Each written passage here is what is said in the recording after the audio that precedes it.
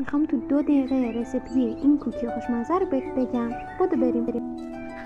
برای درست کردن این کوکی خوشمزه اول باید مواد خشکمون رو با هم مخلوط به ترتیب آرد، پودر کاکائو، بیکینگ پودر و قندی که توی هاون کوبیدم رو از الک رد می‌کنیم.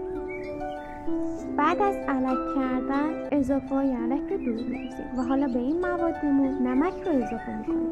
حالا هم می‌زنیم تا رنگش کاملا یک دست بشه. توی یه ظرف جدا 60 گرم کره رو با مواد خشکمون مخلوط می‌کنیم. البته شما می‌تونید به جای کره از روغن‌های جامد هم استفاده کنید. با هم دیگه هم می‌زنیم تا این شکلی بشه.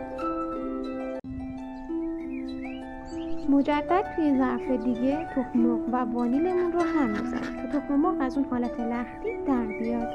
حالا مواد خشکمون با کره مخلوط کرده بودیم به تخم مرغ اضافه می‌کنیم. یه خمیر نرم به دست میاد. حالا خمیر میره واسه استراحت. فریمون رو به دمای 180 درجه 10 دقیقه میذاریم که گرم بشه. سینیمون رو چرب می‌کنیم. خمیرمون رو گلوله و با فاصله از هم دیگه میچینیم. من برای اینکه چند تا ترک خوشگلم روش ایجاد بشه با چاقو روش ترک ایجاد کردم. میشه جونتون.